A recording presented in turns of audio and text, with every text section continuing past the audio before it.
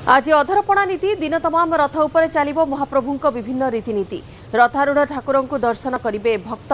एवं आउ मध्याह्न धूप पर संध्यारे परंपरा अनुसार तीन रथ उपर महाप्रभुंक अधरपणा नीति अनुष्ठित हेब। तीन ठाकुर अधर पर्यंत उच्चतार तीन माटी हांडी पणा करा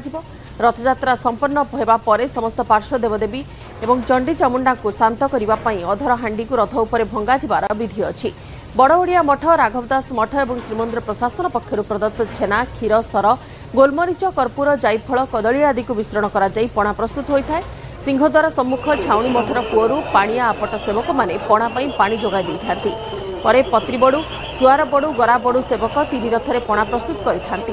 पूजापंडा माने पांच उपचार रे पूजा करी रथ उपर अधर हांडी को भांगिबा परे पार्श्व देवदेवी चंडी चामुंडा और अशरीरी माने पणा को पाई आत्मतृप्ति लाभ करिथांती।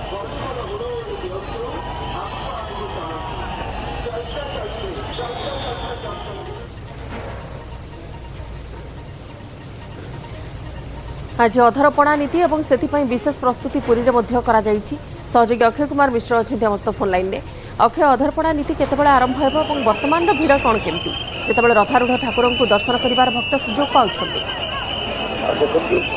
महाप्रभु नवदिनव्यापी यात्रा और आज यदि कह अधरपणा नीति गतकाली महाप्रभुंर सुनावेश नीति भक्त मैंने देखी प्राय राति 12टा पर्यंत भक्त मान सुनावेश रही और राति 2टा भितर सुनावेश उल्लागी होता है। भोर 5टार पौड़ होता है। महाप्रभु रथ उपर मंगल आरती नीति बढ़ी अन्य नीति बढ़ आज जो विधि अच्छी आज जो मध्याह्न धूप सर महाप्रभुंर अधर चुम्बित हांडी अधरपणा भर्ती से भोग कर पंचोपचार पद्धति पूजापंडा श्रीमंत मैंने पूजा करेंगे और ये अधर चुम्बित हांडी प्राय प्रति रथर 3 लेखे हांडी रही मध्याह्न धूप पर ये हांडी स्वतंत्र भाव में अधरपणा प्रस्तुत कर भाव में क्षीर सर छेना छाती कर्पूर अलैच अनेक जिनस पड़ी अधर पणा कर जायफल कदली एमती जिनस अधरपणा को भोग कर हांडी गुड़िक से ही भंगा जाए रथ उपर रथरे जमी भाव में सारथी रही रथरे अनेक गुड़े पार्श्व देवाती भी रही अशरीर मान रही तेणु से रथ सांगे महाप्रभु सहित जाता तेणु से कौन भोग पाई ना तेणु से परंपरा अच्छी अधर हांडी भंगा द्वारा से पार्श्व देवादी हूँ अशरीर हूँ सारथी हूँ समस्ते मुक्ति प्राप्ति होता है अधरपणा पाई यहाँ एक स्वतंत्र विधि रही स्वतंत्र पूजार्चना रही है देखापी भक्त मान भितर भिड़ रही है। तो आज व्यवस्था है संध्या 7:30 8टा से समय ये अधर हांडी भंगा जबार परंपरा हम ये प्रशासन पक्ष प्रस्तुति कराई आम गतकाली देखी जो भाव में महाप्रभुंर सुवर्ण वेश होता सुनावेश एवं भक्त मैंने राति 12टा पर्यटन देखिए प्राय 12 लाख भक्त समागम होता पुरी में प्रबल भिड़ जमी जाता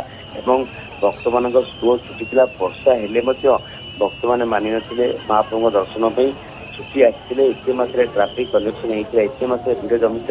राति तमाम भक्त सुओ छुटी तेणु आज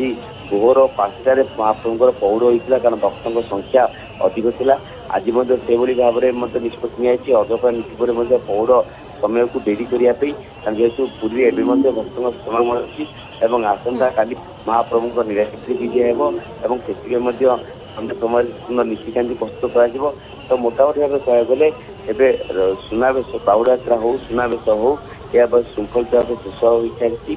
अपेक्षा रही निराशि विजय को संपूर्ण भाव श्रृंखलित भाव शेष करने प्रति आम देखीचे गतकाली व्यवस्था समीक्षा करने आईन मंत्री उपस्थित थे श्रीमंदिर मुख्य प्रशासक सेवायत कौन विशृंखला जमी सामना को न आसो निहाती भाव अक्षय कौन विशृंखला जमी सामना को न आसो भक्त मैंने श्रृंखलित दर्शन करेंगे सुनिश्चित कर मंदिर प्रशासन तरफ सुनिश्चित कर विभाग तरफ एवं अन्य पक्षरे महाप्रभुंकर किपरि सुरखुरी आज अधरपणा नीति संपर्क में भी समय भी दर्शन करेंगे भक्त से व्यवस्था कर। धन्यवाद सविशेष तथ्य।